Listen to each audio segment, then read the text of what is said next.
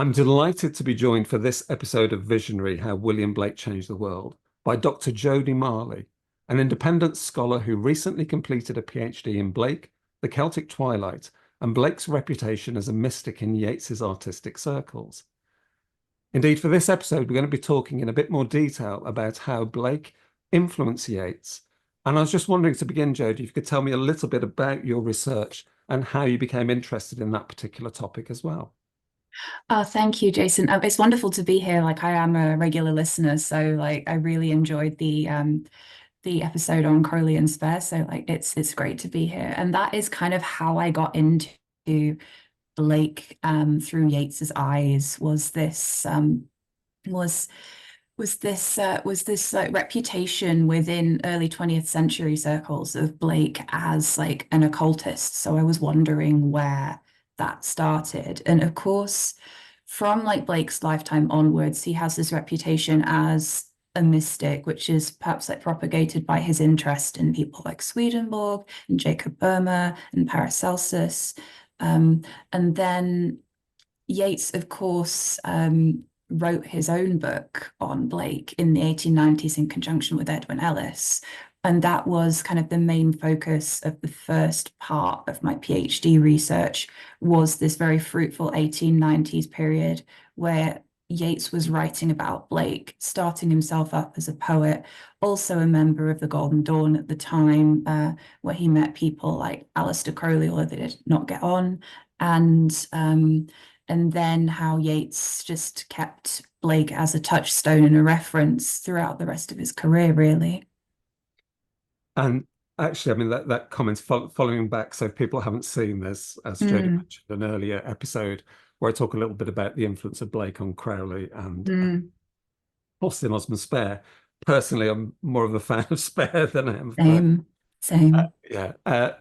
But it's actually kind of that fascinating thing, as you say, that kind of enters into the early 20th century discourse of Blake, Mm, um, which is absolutely fascinating when you actually go back to read mm, Blake. I mean, I encountered that kind of occult link before I started to do serious work on Blake, and mm, I was actually quite shocked when reading Blake to find out just how Christian a poet he was. I'd had all these anticipations based, if I'm honest, on a fairly cursory reading of The Marriage of Heaven and Hell, in which, Blake's on the side of the devils and going to turn everything mm, upside down.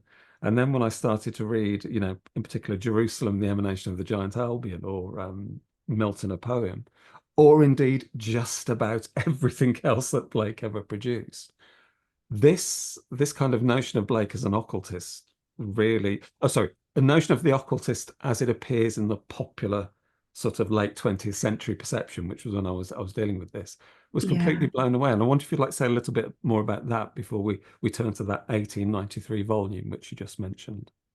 So I think so Yeats's Blake criticism got kind of picked up in the mid-century again by people like Kathleen Raine. And Kathleen Raine in particular really just read Blake and Yeats as two people doing the same thing. And she reiterates that in things like her first book, Blake and Tradition, and then like several other books after. So it's a fascinating like kind of read because she herself is quite Yeatsian in that. And so like Kathleen Raine's book came about just after like the 60s counterculture into the 70s. And then like Blake gets picked up like late 20th century. It's not really like my area of research, but like Blake gets like picked up in like comic books and graphic novels by practicing like occultists like Alan Moore and Grant Morrison.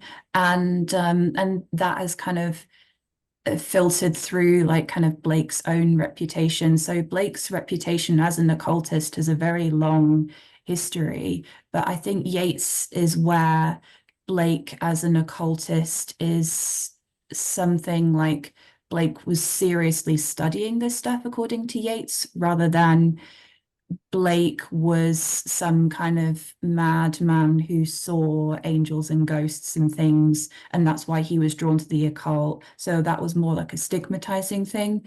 Um, And then Yeats and Ellis, one of the main goals of their 1890s book was actually to subvert that and reassess that and say, no, actually, the occult is like a serious study, and Blake was a serious intellectual. And here's his exact system as explained by all these different esoteric systems. So to understand Blake, you then have to understand all this other stuff. And that's their way of trying to make Blake serious and change his reputation with like mixed results. Yeah. And that's a great entry point actually for kind of that 1893 edition. Mm. So for listeners, and I suspect that's most of the listeners who won't have had a chance to read this, although I've got Yeah. two copies on my shelves, bizarrely. An absolutely beautiful book, which I first wrote about in 2002. So in 1893, Yeats and Ellis, as you say, they published this 3-volume collected works. One of the Yeah. first, I think actually it was the first complete collected works of Blake, to which they appended this incredible overview, this incredible systematic reading. Yeah. And in my opinion, actually really established that kind of that route that leads through S. Foster Damon, and Northrop Frye in particular. You know, there is a system to Blake. There is Yeah. a kind of a superstructure to everything that he says. Would you like to say a little bit more? I mean, actually, I just wanted to emphasize as well that in that reading, which in 2002, when I first read it, I was horrified. I was actually personally horrified by the editorial mangling that had gone on, and actually some of the subsequent work I've done since. It was quite common.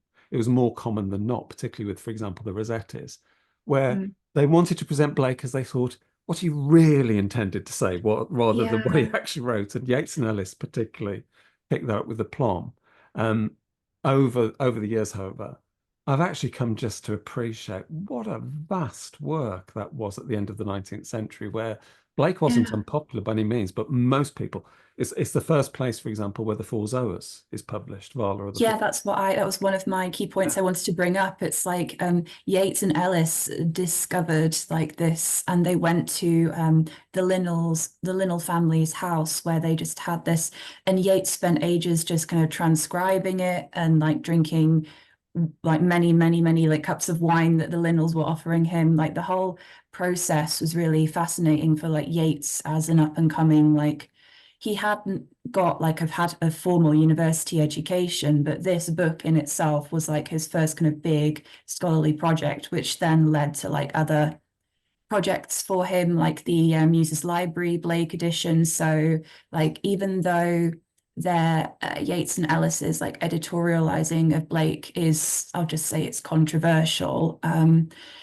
Even though like there's that they had kind of appreciation of their time, like it kind of it created like a status of Yeats as a critic that he then leveraged with like later articles for Scribner's on Blake and Dante, and then Muse's Library edition of Blake, and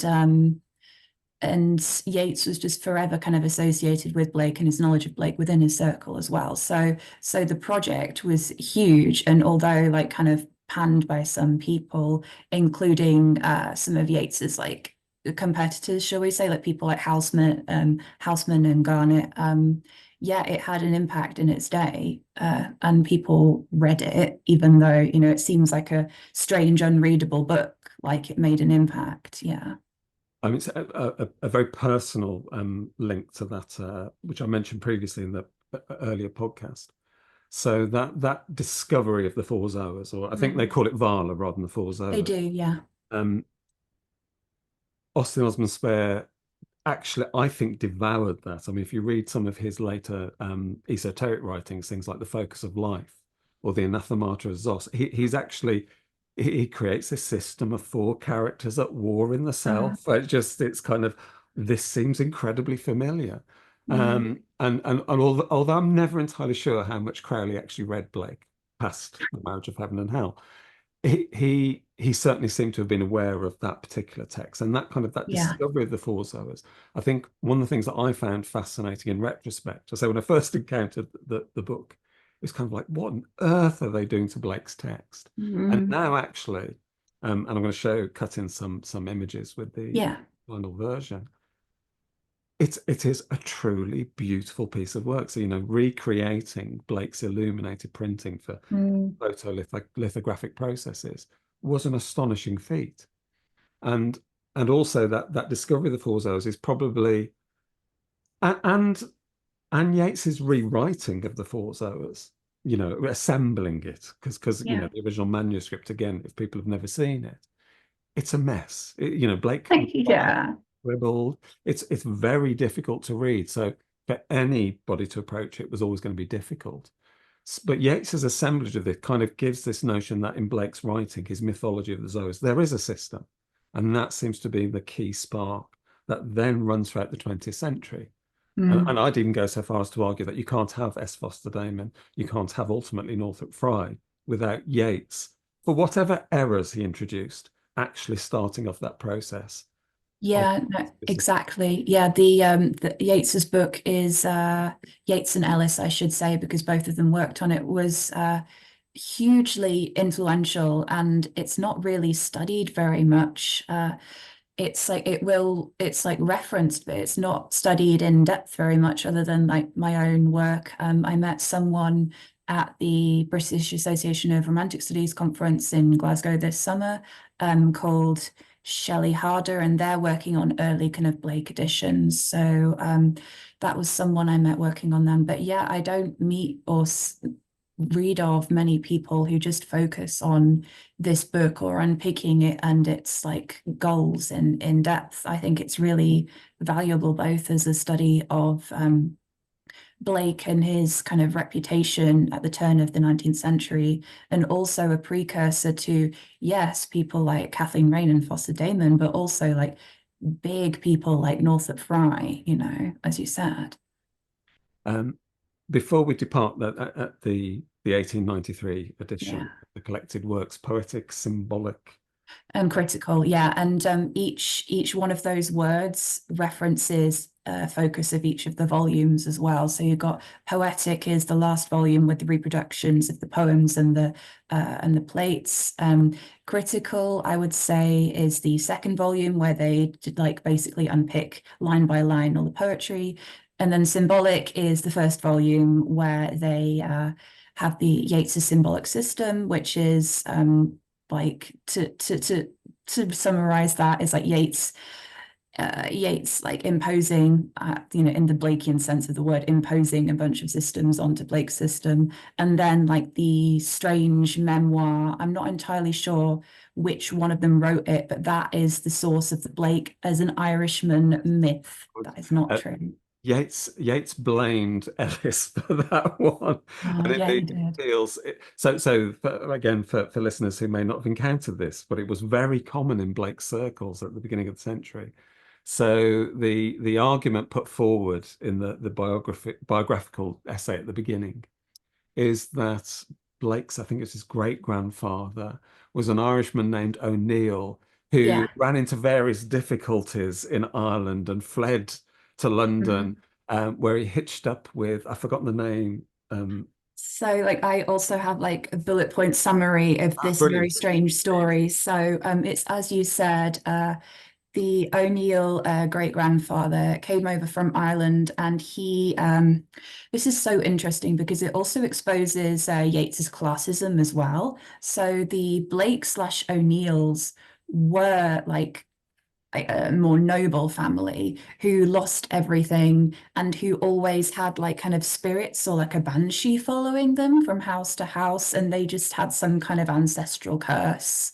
And yeah, they came to the UK, and the O'Neill Blake, whoever he is, he married like beneath his station, as it were, like a woman. And that to me, not only was it like classist, but it's also echoing a lot of kind of old biased criticism about Catherine Blake and Blake's marriage, and how Catherine Blake was illiterate and she was kind of like the servant to Blake's genius rather than like an active contributor to the printing and coloring process. So it kind of starts a bunch of other Blake myths as well, very subtly, as well as the Irish one. Yeah.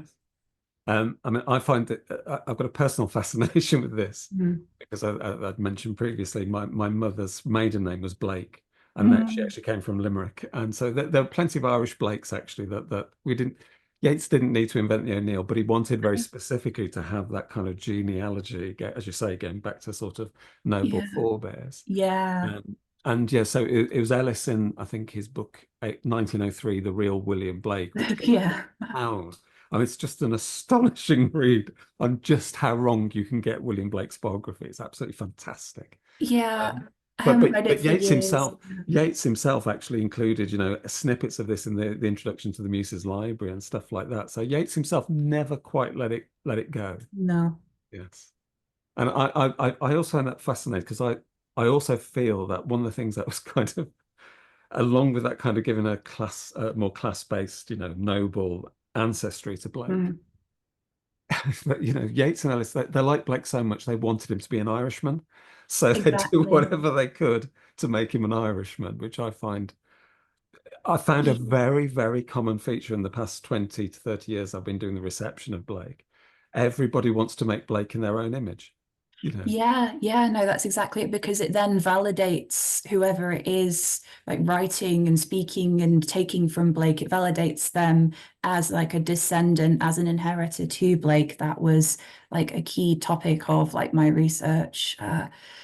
So it's validating to kind of create Blake as a progenitor in whatever it is. So the Muses Library edition, the introduction to that, also Yates speculates that Blake was involved in several kind of secret societies, one of which he met across the road from where he lived. I can't remember what residence Yates was referencing at that point.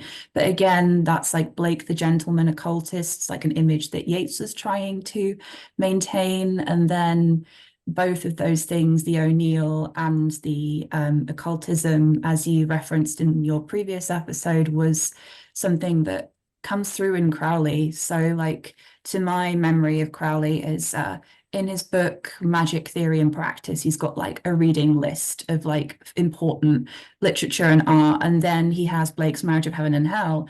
But in like the author column, he writes Blake and then in brackets O'Neill, and he Yes. doesn't really explain it very well to my memory. So yeah, that like however much like that gets like panned, made fun of in like Blake criticism, there were people that picked up on it and believed it and kind of perpetuated the myth to on, some on, extent. on the academic side, I mean, one of the things I find fascinating about the O'Neill myth is it Mm, gives you an immediate kind of meme. You can literally, as soon as you see that, like say in Magic in Theory and Practice, you can say, mm. right, I know where that came from. Yeah. You could track through really explicitly the editions that people read, the kind of the sphere of influence, Mm, and because it was so widespread in the 20th century, you realize just not necessarily through the 1893 volume, which I think was 500 copies. Oh no, there were two editions. There was a deluxe one, 500 copies, and a kind of more standard one of about 1,000. But it wasn't widely available, not like the Muses Library. So I think mm, a lot of non-aristocratic or non-upper middle class readers wouldn't have read the 1893 edition, but they would have come across these ideas through the Muses Library, which was, I mean, mm, it's reprinted dozens of times in the early 20th century. It's incredibly influential as a collection. Yeah. mm. So I wanted to, I mean, we've invoked his name in vain already. I wanted to say a little bit more about the links between Blake and Swedenborg that Yes. Yeats particularly picks up on in his work. Yeah. So Blake, so like your listeners, readers would know that Blake read Swedenborg. He left behind several annotated volumes of Swedenborg, where you can see Blake's attitude towards Swedenborg kind of change in real time as he read over time. Blake's Marriage of Heaven and Hell and Milton, a poem in two books, also reference Swedenborg, specifically naming him. Other aspects of like Blake's kind of use of Swedenborg's ideas, symbolism can be kind of found peppered throughout his work if you look for it. But like in terms of actually Blake engaging with Swedenborg, invoking him in a dialogue, calling him out, there are two specific poems that do that.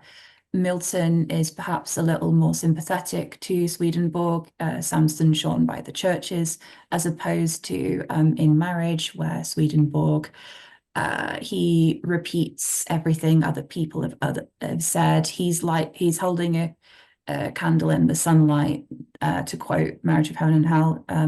People have done it better, according to Blake. Boehmer's done it better. Paracelsus has done it better. Dante's done it better. Shakespeare's done it better. So there's Blake is kind of receiving Swedenborg both as a esoteric writer, spiritual philosopher, someone that engages with the Bible, and also just like a writer, not quite poetry, but like, like writing these very, like, not beautiful exactly, but very detailed kind of descriptions, literary almost, of like meeting angels and devils. So then Yeats reads Swedenborg, I think around the same time as he reads Blake, but not because he's reading Blake. He calls it like kind of late adolescence, so like kind of like high school age Yeats. Kind of comes through Yeats's dad, J.B. Yeats, who was a painter and kind of on the fringes of and aspiring to like the pre-Raphaelite circle. So also, Ellis was Yeats's dad's friend before he was kind of Yeats's friend. So there is a generational gap between them, the two of them. So we've just been saying their names, and I wanted to reiterate there is kind of a difference between the two of them. They are coming at things slightly differently.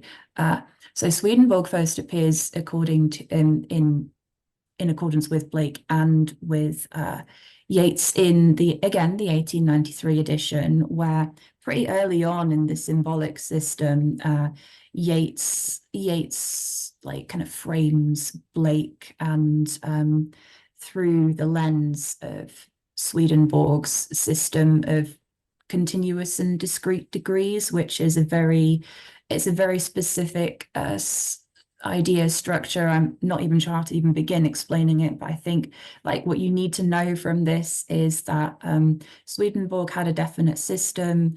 Yeats is trying to say, look, Blake is using Swedenborg's system and adapting it to his own. Here is what I have found. Like I sometimes think of like the 1893 edition as like a very like a very like wild like PhD thesis on Blake and occult ideas. Yeah. And then like what I've come up with as well for later, Swedenborg, Yeats then wrote about Swedenborg much later in the context of spiritualism and spirit mediumship.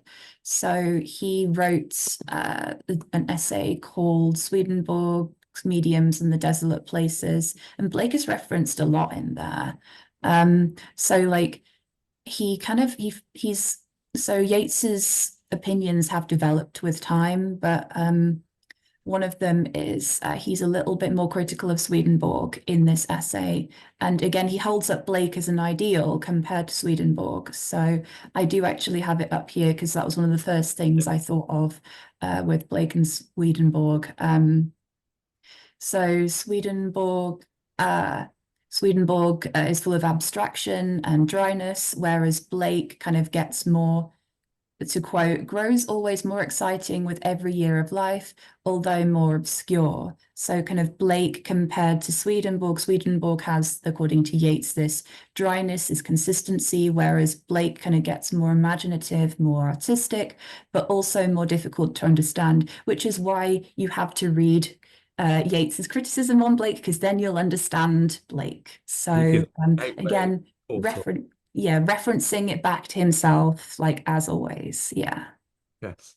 And it's worth, I've got I think I'll put the link in the description below. There's a brief video did sort of explaining a little bit of the significance of Swedenborg. But outside, I think of well, in my opinion, and this is very biased, but most of the people I know, with some exceptions, but most who know Swedenborg tend to come to Swedenborg via Blake. But in the 90s, it was completely the other way around. I mean, huge, and his influence on theosophy, his the impact in America, where Swedenborgians sort of took out his ideas into the New World, etc. Swedenborg was the much bigger figure. Yes, yeah. Swedenborg was everywhere, like in every kind of different like esoteric spiritual circle. Like he's read by like Golden Dawn people. He's also, again, as you said, he comes across into the US almost like as a subsection of like a Christian movement. So Pamela Coleman Smith, who's an artist, tarot deck designer, and a colleague and friend of Yeats's in the Golden Dawn. She was raised by Swedenborgians. So she came to Blake through Swedenborg and through the name escapes me at the moment, but I think it was Wilkinson maybe did an edition of Blake. So Swedenborgian did an edition of Blake. Yes. And so that is the one that I think Smith and others would have come to Blake through that. So again, there is this reversal, and it's very specific to the time. So this was the 1890s. It just comes just after the spirit mediumship boom in the latter half of the 19th century. And to be honest, kind of Yeats's engagement with spirit mediumship didn't really come until the 1900s and 1910s. And didn't really peak until then. So he was a little bit late to that trend, but it was still people were very much interested in it. One of the many interests that brought George Yeats and Yeats together was spirit mediumship, because George grew up with like family, men in her family who died in World War One, and so World War One is what drew another group of people, another generation in spirit mediumship because of the loss and the grief of that war. And so again, like George Yeats came to Blake through this canon of spiritual writers. So again, Blake and Swedenborg aren't intertwined, but they're two people who are kind of classified as doing a similar thing. So they're kind of almost regarded as contemporaries, even though there's the age difference between them, and the kind of ideological differences, which Yeats does mention. But it's just so interesting because, of course, like this idea of Blake and Swedenborg is generating in a very different context to say now. Yeah.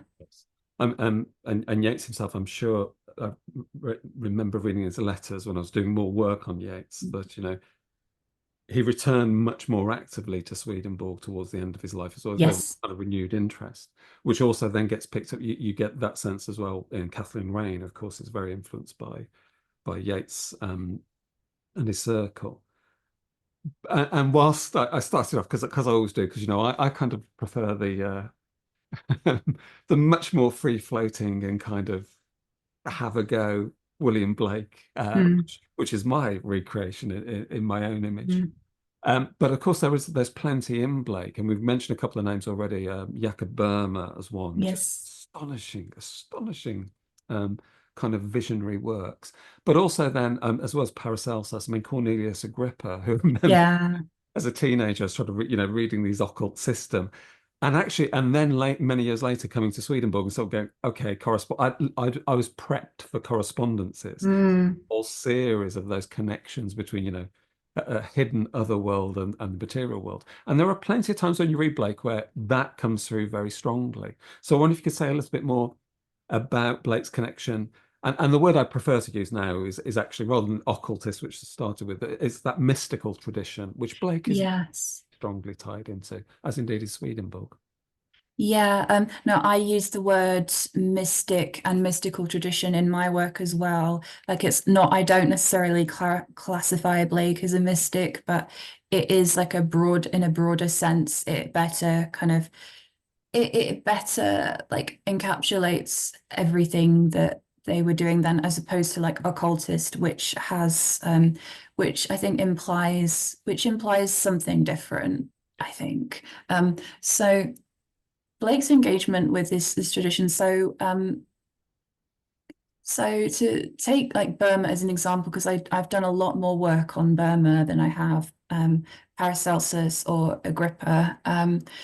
Burma, if you look at Blake's Blake's diagrams in Milton. So specifically, I'm thinking of the four zoas, circles, and the mundane egg. That is almost kind of not, I wouldn't say copied, but it is very heavily influenced by the diagrams by Dionysius Freher. I'm not sure, my German pronunciation isn't great, which are at the end of William Law's Burma editions. And so specifically when we're looking at Blake and Yaka Burma, we need to remember that Blake came to Yaka Burma through the William Law editions, which the illustrations which fold out are as important to Blake as the writing itself. So you need to look in Blake's visual art as much as kind of his use of, say, like Burma's seven, I can't remember if it's like seven qualities, three, there's like a system of three, is a system of seven. I haven't done it for a few years now, but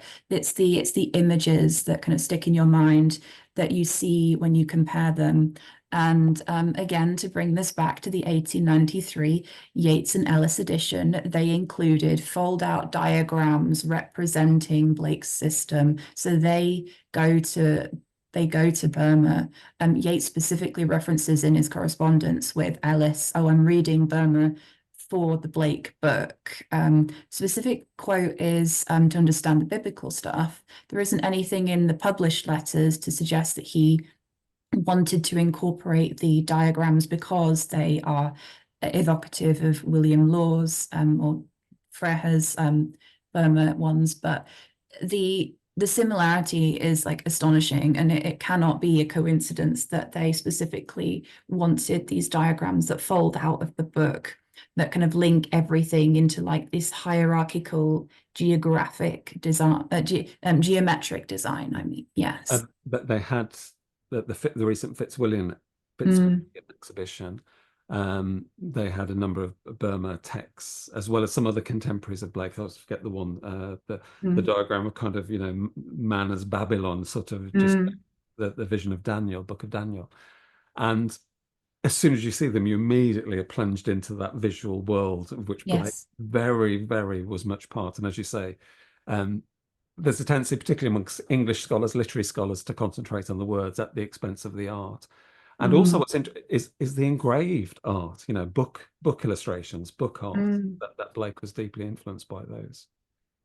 Yeah, no, the book is itself like, the book is itself kind of like literally opening up your brain as it opens up the diagram. Like the reading experience is like a visionary experience, as many like kind of Blake scholars have said. I can't remember who said it now. Maybe it was, I don't know. I've been reading like Donald Alt recently. It might have been that. It's kind of like Blake challenges and he does it through such and such and such and such. But yeah, it's with regards to like Blake's use of esoteric and spiritual symbolism, it is as important to engage with his art. Yeats, of course, takes this in a very, very, very specific direction where he starts doing color correspondences, which are very evocative of the Golden Dawn. I'm going to call it curriculum for lack of a better word, because to get through the Golden Dawn, you had to get through lots of tests and exams to progress through levels. So you had to learn different kinds of symbolism, including color symbolism. You had to learn like kind of the Hebrew alphabet for like a very kind of appropriated like version of like Kabbalistic study.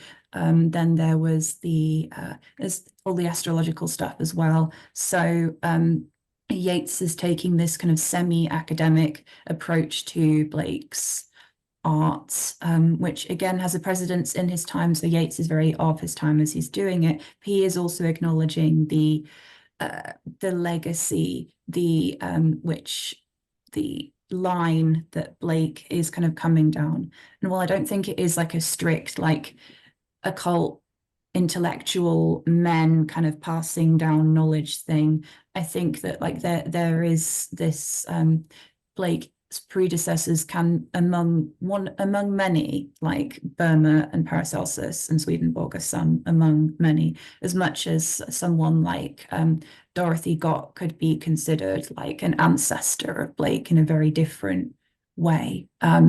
Yeah, so it's there, but like Blake is also engaging with many different aspects spiritually of his culture. So like Blake's engagement with like the prophets and like the millenarian tradition of his time, as much as the academic kind of study of Just occult. because you just mentioned name Dorothy Gott, and I know you've done a lot of work. Could you just explain for the benefit of listeners, a bit All about her right, life, her work? wonderful, amazing. Okay, so Dorothy Gott was a former Quaker prophet who published a few works. She is not as kind of not necessarily not as popular, but not as visible as like a prophet like Joanna Southcott was. Blake did write a poem on Southcott, and like Morton Paley has written a chapter on that and references her in his Jerusalem book, I believe. Dorothy Gott like kind of came to critical attention in the early 2010s when David Worrell and Nancy Jiron Cho found her name, Dorothy Gott's name, among the Swedenborgian register of people who went to the first meeting of the new church. So they were in the same room, and it's implied that there would have been like dialogue between everyone at the gathering. And so this kind of chance of dialogue is further is further kind of not evidence, but like it's further kind of like deepened like this potential that Blake and got connected based on like Blake's writing in Book of Thel and Visions of the Daughters of Albion, where these women are kind of speaking to the very difficult kind of position of being spiritual and being prophets. So like Athun is very much a prophet in that. I have written about it. I've got a book chapter on this coming out in the Routledge Companion to William Blake, which will be out soon, edited by Catherine Freeman. I believe you also have an essay chapter in there. So you will have to wait for that for my kind of full thoughts. But this is like a very kind of female kind of in Blake, it's female, it's very feminine in terms of like these are gender specific problems and issues, and a like intellectual male kind of occultist perspective, like Yeats's, completely kind of it neglects that also very crucial aspect of Blake, which is even more confusing considering how much labor Yeats's occult system in A Vision, how much labor George Yeats put into that herself as a spiritual channel. Yes. And like there is so much criticism saying, oh, well, George Yeats didn't want to be famous. She didn't want her name on it, which was kind of propagated by Yeats in the second edition of A Vision. So yeah, so like so this is one of the things I wanted to highlight is that while this occult tradition is very much there in Blake, focusing on it to the detriment of other kind of spiritual traditions and communities, it propagates like the exclusion of people that I don't think Blake would have wanted, and that Yeats very much propagated because he had his own agenda. Yes. Just to wrap That's up, my soapbox. you made the comment to Joanna Southcott, the 18th century Mm. prophetess, who's much better known, and She is. the And typical Southcott is also mentioned in the works of William Blake. yes. She is referenced there. I can't quite remember the exact quote, but she's basically called hysterical. I believe they use the word hysterical to describe Southcott, and she is considered like a quirky individual, like nothing really, there's not really the sense of, she was a quirky individual who inspired a lot of people to follow her rather than like she had a movement. It kind of takes away her power and Well, yes. that's what I wanted to come back to because I mean Blake himself. I think Blake is skeptical of his understanding of how it enters the public domain. Mm. of her view of prophecy as kind of like predicting the future, Mm. a series of prophecies that will outline the shape that England will take. And that's completely counter to Blake's notion of prophecy. Yes. Blake has no interest in prophecy as telling, who's going to win the next national lottery or stuff like that. But interestingly, he was good friend. Well, a good friend. He was acquainted with William Owen Pugh, who Oh, yeah. may have been the person who commissioned the Ancient Britons, the now huge lost painting, one of the Mm. great works that disappeared, and who certainly provided Blake with translations of Welsh poetry that he used in his work. And Pugh was one of the elders of the Church of Southcott. So whilst Blake, and this is a classic thing that happens again and again with Blake, he'll badmouth a fellow mystic, because I think that's what a lot of them actually do. Richard Yeah. Brothers is against Southcott, who's against this, who's against that, and Robert Ricks writes very well on this. But it's also, that's his milieu, that's the world he lives in, and we tend to forget that world. So I started off classic demonstration of that with this podcast. My I quite enjoy poking fun at the kind of the occult tradition. I'll explain why. Yeah. I think one of the reasons why was that when I first started studying William Blake, I am actually embarrassed to admit this, but I will. I actually joined the Order of Bards, Ovates, and Druids for a while because they claimed they had this secret study of Blake, and I was going through these meetings sort of going, "Have you actually read Blake? He hates Druids. I mean, he literally they're the worst people." Then you go, "Oh, he was one of us." I'm going, "He really wasn't." So that set up this personal, not animosity, because I also enjoy a whole range of activities, and share some interest. But going back to Blake, he himself could be incredibly skeptical. You read sometimes he'll read like Yeah. a David Hume, he'll read like an 18th century skeptical, enlightened philosopher, and then he's having visions of Jesus and angels in trees, Yeah. because those two worlds are one with William Mm. Blake. Yeah. We've Yeah. spent a lot of time talking about Blake's kind of systems and Yeats's appropriation. Yeah. And to end off, you say a little bit about Yeats as a poet and what you think the poetic legacy that Yeats may have inherited from Blake. Yeah. So when I was thinking of poems, of that kind of Yeats refers to. So he bases again to go back to go back to systems. Yeats includes like reproduces Blake's mental traveler in a vision. And he's like, I didn't understand this in the 1890s, and neither did Ellis, but we do now. And we understand it because we now have this system that came through, my wife, who I will not mention, but we simply engaged with spirits and they simply came through and told us this, and now we understand it, like the mental traveler. So the mental traveler is kind of read through this very symbolic system. And then the main kind of poem that I kind of looked at before I came to this call was Yeats's. It's one of his more famous ones. His later ones. It's the Second Coming. Yeah. It's full of images that seem directly pulled from Blake's, both his poetic imagery but also his literal visual like imagery, like a shape with lion body and a head of a man, a blank and pitiless the sun. We're thinking of like Blake's black and red suns. It evokes Blake as much with its imagery, like Blake's images, as it does his poetry. And then it's and what rough beast, and then we've got and what the hammer and what the chain. It seems very self-consciously pulling on all these different Blakean images, and it's almost like it's because it's coming late in Yeats's career and it's coming after a vision. It's almost like the culmination of decades and decades of study of like when Yeats opens up his poem The Tower, which is also in a vision.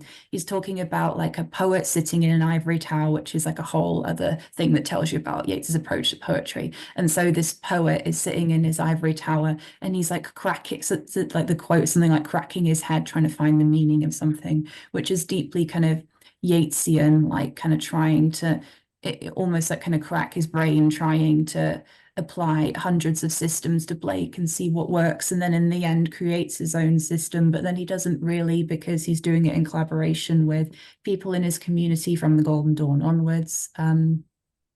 but yeah, it's like it's calling up the imagery of Blake without necessarily the impetus behind it, the spontaneity behind it. I mean, I don't know how spontaneous Blake was, but it's almost like it feels very, very crafted and deliberate.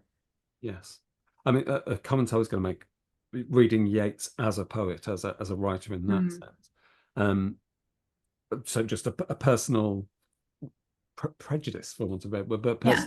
not an unusual one. You know, as a poet, Yeats's later work is astonishing in a way that his earlier writing is not. That's why I picked this one, yeah, because it's so Yeah, vivid. and you know, for me, the collection, the Tower, is just one of the great collections. But it's interesting. It's in the earlier work that he quotes Blake a lot, and you know, uses Blake as aphorisms. That means very first, Mm. you know, has a Blake quote at the beginning at the same time as writing the 1893 edition. Um, but there's a sense for me, quite which I feel quite strongly, that one of the things that Yeats gets from Blake is this real ability to, I was going to say misread, but I don't want to invoke the anxiety of influence or anything like that. But Yeah. he can very much, he will put himself in a contrarian position to other writers.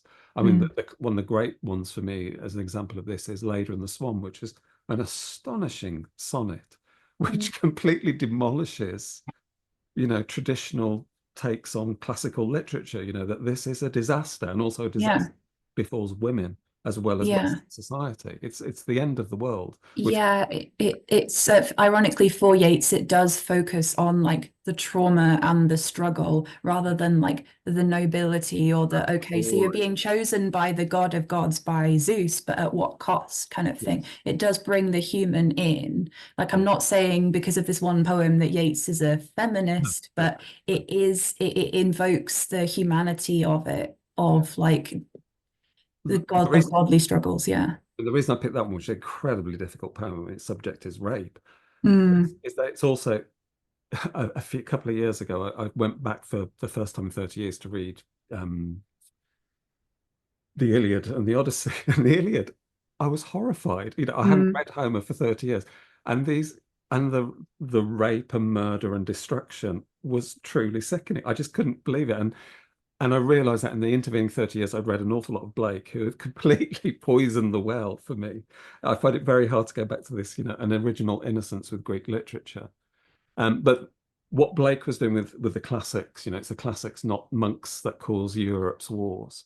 Mm, But also Blake was willing to do with the Bible. He was willing to do, obviously, Milton is the great example. mm. And I do find that there's a strong sense of that in later Yeats, that, you know, he's completely able even to reread his older self as a, you know, as a contrary spirit from which he must progress, etc. And I find this quite Yeah, in later poetry. yeah, it's like this endless kind of like it's like okay, so however much we like kind of talk about like Yeats writing poetry through a system, that approach which he drew from Blake helped him as a poet refine his own work and refine it and refine it. And it had, I think, a deep kind of personal symbolism for him as well, kind of deep personal meaning. So like you will kind of read it and you can see the craftsmanship in it, you can see the references to certain like idiosyncratic kind of terms of his. So like again, I've got the poem up on the screen, the what a vast image out of the Spiritus Mundi, like that will mean something if you've read not only a vision, but like Per Amica Silentia Lunae as well, which is kind of a precursor to a vision. And like having studied Yeats's life, a lot of things had kind of spiritual meaning to him that don't necessarily make it into his work. So like he's deeply influenced by astrology, which you know, I've written a little bit about Blake and astrology. Blake didn't have the same attitude towards astrology, but that was one thing that another system that Yeats drew deep personal meaning from. So there's a lot more in Yeats that is kind of deeply kind of personal and shifting in the way that Blake's kind of myth making and recreation of myths is also kind of personal to him. Um, and so they have similarities, but perhaps not in the same way that someone like mid-century critics will kind of claim, okay, they've got like, they're both doing systems. It's like, yeah, they're doing them in a completely different way, but they have a similar kind of goal. Yes. Which is to recreate this vision of the world in you. Yeah. Yeah. So I'd like to thank you very much again for joining me today. And Oh, again, just to give my thanks to Dr. Jodie Marley, who thank you. and there'll be hopefully a sheave of stuff coming through from you. Yeah. I mean, like I'll talk about it on my own kind of channels and things, but yeah, there is more to come. Thank you so much for Want inviting to me. watch out for. No, it's a pleasure. And you've been on various podcasts and will join us again. Yeah. I know. So thank you very much. Thank you.